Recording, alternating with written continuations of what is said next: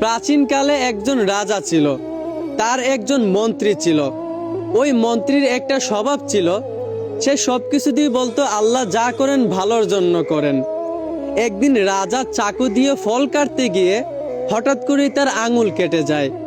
মন্ত্রী তখন সাথে সাথে বলে উঠল, আল্লাহ যা করেন ভালোর জন্য করেন।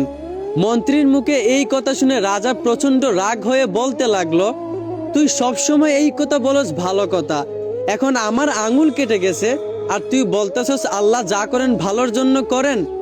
রাজা রাগ হয়ে সাথে সাথেই মন্ত্রীকে কারাগারে বন্দি করলো। রাজা বলল, এইবার পারলে বল আল্লাহ যা করেন ভালোর জন্য করেন। মন্ত্রী তখনও বলে উঠল, আল্লাহ যা করেন ভালোর জন্য করেন। রাজা অবাক হয়ে কারাগার থেকে ফিরে আসলো। কিছুদিন পর রাজা একটা জঙ্গলে শিকার করতে গেল। হঠাৎ করে সেই জঙ্গলের কিছু জঙ্গলি মানুষেরা রাজাকে বন্দি করে ফেললো। সেই জঙ্গলি মানুষদের একটা নিয়ম হচ্ছে, তারা প্রতি বছরে তাদের দেবতাদের জন্য মানুষ উৎসর্গ করত। তো তারা ভাবলো এই বছরে তারা এই রাজাকে দেবতার জন্য উৎসর্গ করবে।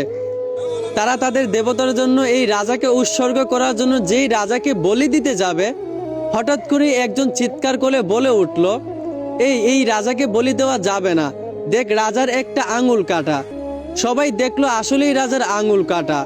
তাদের নিয়ম হলো তারা এমন এক মানুষকে তাদের দেবতার জন্য উৎসর্গ করবে যাদের মধ্যে কোনো খুঁত থাকবে না, কিন্তু রাজার আঙুল কাটা ছিল, যার কারণে তারা রাজাকে ছেড়ে দিয়েছিল। রাজা চারা পেয়ে সাথে সাথে রাজ্যে দৌড়ে এসে সাথে সাথেই কারাগারে মন্ত্রীর কাছে গিয়ে পৌঁছালো। মন্ত্রীর কাছে গিয়ে বলতে লাগলো, মন্ত্রী তুমি আমাকে ক্ষমা করে দাও, তুমি ঠিকই বলছিলা, আল্লাহ যা করেন ভালোর জন্য করেন। সেদিন আমার আঙুল কাটছিল বলেই আজ আমি মৃত্যুর মুখ থেকে ফিরে আসলাম। মন্ত্রী তখন বলতে লাগলো, দেখছেন আল্লাহ যা করেন ভালোর জন্য করেন। রাজা তখন মন্ত্রীকে আবারও বলে উঠল, আচ্ছা আমার না হয় সেদিন আঙুল কেটেছিল, এটা আল্লাহ আমার ভালোর জন্য করেছেন, কিন্তু আমি যে তোমাকে কারাগারে বন্দি করলাম তখনও তো তুমি বলেছিলে আল্লাহ যা করেন ভালোর জন্য করেন, তো এতে ভালোর জন্য আল্লাহ কি করলেন? তুমি তো কারাগারে বন্দি হয়ে থাকলে। মন্ত্রী তখন হাসতে হাসতে বলতে লাগলো, রাজামশাই আপনি একটু ভেবে দেখেন তো, আপনি যদি আমাকে কারাগারে বন্দি না করতেন তাহলে কি আপনি জঙ্গলে একা শিকার করতে যেতেন? অবশ্যই আপনি আমাকে নিয়ে যেতেন, আর তখন জঙ্গলি মানুষরা শুধু আপনাকে বন্দি করতো না, সাথে আমাকেও বন্দি করত। হয়তোবা আপনার আঙ্গুল কাটার কারণে আপনাকে ছেড়ে দিত, কিন্তু আমার ভিতরে তো কোনো খুঁত নাই, আমাকে কিন্তু তারা ঠিকই তাদের দেবতাদের জন্য উৎসর্গ করে দিত, আমাকে ছাড়তো না। এই জন্যই আল্লাহ আপনার মাধ্যমে আমাকে কারাগারে বন্দি করাইছেন, যেন আপনি আমাকে আপনার সাথে শিকারে নিয়ে না যেতে পারেন, আর যেন জঙ্গলি প্রাণীরা আমাকে বন্দি না করতে পারে।